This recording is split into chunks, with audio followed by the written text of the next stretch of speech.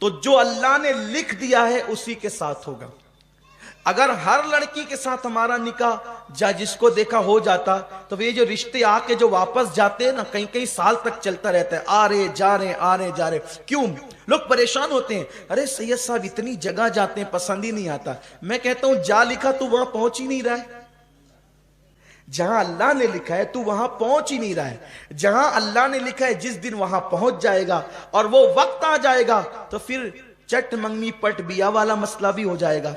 लेकिन जब अल्लाह ने जहां लिखा है तू वहां पहुंचता ही नहीं है, तो अभी इंतजार कर। ये अल्लाह की तरफ के फैसले होते हैं, अल्लाह की तरफ के। तो रिश्ते आए जाए तो बहुत ज्यादा जो वो दिमाग पे टेंशन मत लिया करो। अल्लाह ने हमारी तकदीर में लिख दिया है तो होना ही होना है। कोई बगैर जोड़े का जमीन पे नहीं आया है। और बेटियों को जल्दी रिश्ते नहीं आते तो माँ बाप खुद उसको ताना देते, कैसी है तू, मनूस है, तेरी तकदीर फूटी हुई है, तुझे अच्छे रिश्ते नहीं आते, हम परेशान है। यार उस बेटी का क्या कसूर है? अल्लाह ने जब लिखा है तभी शादी होगी। शादी वक्त से पहले नहीं होगी, मौत वक्त से पहले नहीं आएगी, रोजी वक्त से पहले नहीं मिलेगी। अल्लाह ने जब जहां लिखा है उसी वक्त होगा, जो टाइम आ जाएगा उसी वक्त होगा, वरना नहीं होगा। हमने तो ऐसी शादियां भी इस छोटी सी उम्र में देखी है। मैंने एक शादी ऐसी देखी है अपने बचपने में कि बारात तैयार होगी और तैयार होने के बाद किसी मामले पर झगड़ा हो गया बारात के अंदर। तो क्या हुआ, लड़के वालों ने अपनी अना बताने के लिए कहा हम बारात वापस ले जा रहे हैं। ये हुआ, हम बारात वापस ले जा रहे हैं। अब लड़की वाले नरम पड़े, यार इज्जत पे बना जाएगी, क्या होगा? उन्होंने हाथ जोड़े, पैर पकड़े, खुदा के लिए ऐसा मत करो, गरीब की इज्जत से मत खेलो, चलो जो हुआ माफी मांगते, लेकिन मजरा नहीं, हम तो जाएंगे। बहुत मनाया, लोगों ने मनाया, बड़ों ने मनाया, नहीं माने। और वो बारात वापस हुई। लड़की के माँ बाप की तो मौत से बदतर उस वक्त की कैफियत हो गई थी कि वो क्या करें। लेकिन खुदा की शान देखी, अब वहां पे सब रिश्तेदार रो धो रहे हैं कि अब मेहमान आ रहे हैं कि क्या जवाब देंगे इनको। खाना तैयार है, शरबत तैयार है, जहेज तैयार है, क्या करेंगे? ऐसे में एक लड़का अपनी माँ और अपने बाप के साथ शादी में शिरकत के लिए आया था। और वो बहुत मालदार घराने के थे। वो जो बारात आई थी उससे बहुत मालदार घराने के वो लोग थे। जब उनको रोता धोता देखा तो उस लड़के ने अपने माँ बाप से कहा, यहाँ इनकी इज्जत बचाना हमारे लिए जरूरी है। क्या ऐसा नहीं हो सकता कि जो सेहरा उस लड़के ने पहना था वही सेहरा मैं पहन लूं? माँ बाप ने कहा कि ये तो बहुत अच्छी बात होगी, चलो अच्छा करते हैं।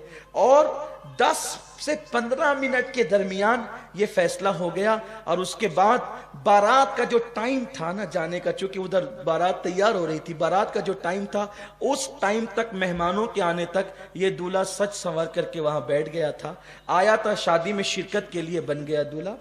अब लोग हैरान थे ऐसा क्यों हुआ? वो ऐसा इसलिए हुआ कि उसकी किस्मत में नहीं लिखा था, तो ये बहाने से कैंसिल तो होना ही था। ये तो इसकी बीवी बनने वाली थी ना। एक बात मुझे बहुत प्यारी सी यहाँ याद आ गई और उसको बयान करके बात खत्म करता हूं। मुझे मरकज जाना है।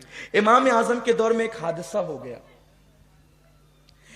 देखो अल्लाह जो तकदीर में लिखता है ना वही बीवी मिलेगी, उसके सिवा नहीं मिल सकती।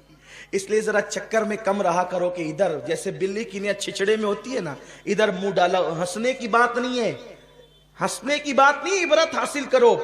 इधर मुंह डाला, उधर ताक, उधर झांक, ये सब बंद करो। इस्लाम का कानून नहीं है, इस्लाम इससे मना करता है। किसी के घर में झांकने से इस्लाम मना करता है। ताक झांक बंद करो। गलियों के अंदर साइकिल लेकर के घूमा तो इधर मुंह डाला, उधर देखा, कोई काम नहीं। गाड़ियां लेकर जबरदस्ती फिर रहे हैं, साइकिल लेकर जबरदस्ती फिर रहे हैं। अल्लाह ने जो तकदीर में लिखा है सुनो, अगर शादी से पहले बदकारी करोगे तो फिर पाक बीवी नहीं मिलेगी। कुरान, अल्लाह के रसूल फरमाते कमा तदीन तुदान, तुम जैसा करोगे वैसा होगा। लेकिन अगर कोई बदकारी कर चुका, उलमा से सुना, बयान सुना और सच्ची तौबा कर ले, फिर अल्लाह तौबा करने वालों की तौबा को कबूल करता है और अल्लाह उन्हें पाक दामन बीबियां भी अता फरमाता है। तो तौबा कर लोगे तो फिर महफूज हो जाओगे, तौबा नहीं करोगे पाक दामन रहो। हजरत इमाम हसन पाक कहते हैं ना, इमाम हसन पाक का कौल है, अगर तुम चाहते हो बीवी पाक दामन रहे तो तुम पाक दामन बनो, तुम्हारी बीवियां खुद ही पाक दामन होगी। अगर चाहते हो बेटियां पाक दामन रहे तो तुम पाक दामन बनो, तुम्हारी बेटियां पाक दामन होगी। अगर चाहते हो कि बेटे पाक दामन रहे, तुम पाक दामन बनो, तुम्हारे बेटे पाक दामन होंगे। तुम्हारी नस्लें पाक दामन होगी इंशाअल्लाह अगर तुम पाक दामन रहोगे तो। तो जो तकदीर में लिखा है वही मिलने वाला है, उससे ज्यादा नहीं, उससे कम नहीं। इमाम आजम अबू हनीफा रहमतुल्लाह ताला अलैह के दौर में ऐसा हुआ कि दो भाइयों की एक साथ शादी हुई, दो भाइयों की एक साथ शादी हुई, और इत्तेफाक से दो बहनें भी वो थी, इधर दो भाई इधर, ऐसा होता है ना, दो भाई दो बहन हो गई। अब वो दोनों बहनें आई इधर से और ये दो भाई, शादी हो गई। तो इत्तेफाक ऐसा हुआ जब हुजरे में पहुंचाने की बात आई तो औरतों की गड़बड़ी की वजह से और दुल्हनें तब्दील हो गई, दुल्हनें तब्दील हो गई। यानी इस भाई का जिससे निकाह हुआ था उसकी बीवी इसके साथ चली गई, और इसका जिससे निकाह हुआ था उसकी बीवी इधर चली गई। जब अब रात तो गुजर गई, सुबह हुई, तो सुबह होने के बाद ये बात खुल गई कि भाई वो जो औरतों की कोताही की वजह से दुल्हन तब्दील हो गई, इसकी इसके साथ चली गई, इसके इसके साथ चली गई। इत्तेफाक से उस वलीमा में इमाम आजम भी मौजूद थे, इमाम सुफियान सौरी मौजूद थे, इमाम आमश मौजूद थे, इमाम हम्माद, यानी बड़े बड़े उस दौर के अकाब, यानी कितने बड़े घर में शादी रही होगी वो कि इमाम आजम जैसे लोग उस वलीमे में शरीक हुए होंगे। ऐसा होता है ना कि भाई हाफिज गुफरान साहब जिस शादी में आए तो माशाल्लाह मुअज़्ज़ज़ लोगों की शादी है, हाफिज मकसूद साहब आए तो इज्जतदार लोगों की शादी है, तो ऐसा होता है, मेहमान देख के अंदाजा होता है कि कैसे लोग हैं। अब इमाम आजम जिसकी शादी में जाए वो वाकई इमाम आजम अबू हनीफा, तो वो लोग सब बैठे थे, वो औरतों से बात बाहर आई कि औरतें आपस में कानाफूसी करने लगी कि दुल्हन चेंज हो गई, दुल्हन चेंज हो गई।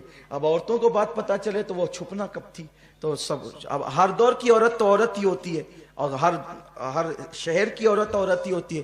खूब चीख पुकार होने लगी, अब क्या होगा, अब क्या होगा। मर्दों ने इमाम सुफियान सौरी से और दिगर इम्मा से कहा कि ये जो औरतें तब्दील हो गई कि क्या करें। वो कहा कि तब्दील हो गई तो क्या करें, इसकी इसके साथ कर दो, इसकी इसके साथ कर दो, भाई जो जिसके साथ थी उसके साथ कर दो, क्योंकि ये गलती से वह जानबूझकर तो हुआ नहीं है। अब भाई फतवा देना ही बहुत अहम नहीं होता है, फतवे को देते वक्त ये भी तो सामने रखना होता है कि इस फतवे का असर क्या होगा। असल बात ये है क्या, चलो ठीक है, जो जिसकी बीवी थी उसके पास पहुंचा दो, गलती से हो गया तो क्या करेंगे। भाई दो बहनें हैं, दो भाई है, एक घर में रहते हैं, अब इसने इसके साथ रात गुजारी, इसने इसके साथ रात गुजारी, अब इसको फिर इसके पास भेजे, इसको इसके पास भेजे, तो ये जिंदगी भर एक दूसरे से नजरें मिला सकेंगे, दोनों भाई एक दूसरे को देख सकेंगे, क्योंकि ये तो इसकी बीवी के साथ गुजार चुका है रात, वो उसकी बीवी के साथ रात गुजार चुका है। तो घर वालों को थोड़ा सा तरह कि भाई चलो ठीक है, जो बीवी जिसकी उसकी उसके पास रहेगी, लेकिन ये रात कहीं और गुजार चुकी है, और वो सारी जिंदगी नजर उठा के एक दूसरे को देख सकेंगे, क्या करेंगे। लेकिन उस महफिल में खुशनसीबी उनकी ये थी कि हमारा इमाम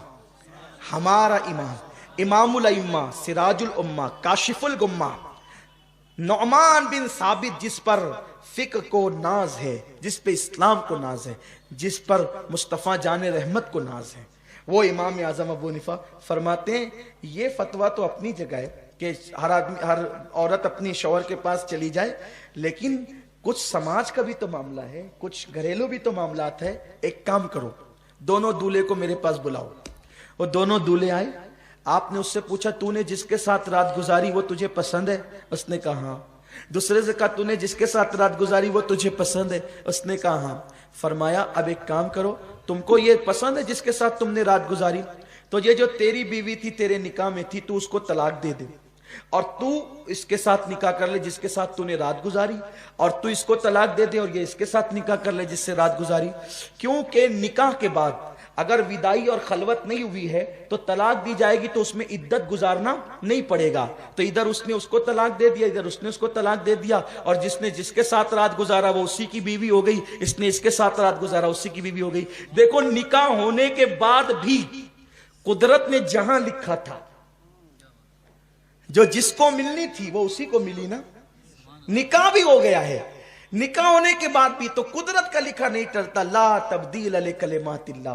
तो और लड़कियों को अगर रिश्ते लेट आते हैं वो बहुत बेचैन होती है कि अरे मुझे रिश्ते नहीं आ रहे हैं, फिर वो कभी कभी गलत कदम उठाती है। लड़के भी उनका अच्छा रिश्ता नहीं होता, बहुत फील करते अरे यार जो देख के जाता है फिर ना कह देता है, मेरे अंदर कमी कैसे ये सब बताएं, देख के जाते ना कहते। मेरे भैया तेरे अंदर कोई कमी नहीं है, वो तेरे लिए लिखी नहीं थी जिसके माँ बाप तुझे देखने आए थे।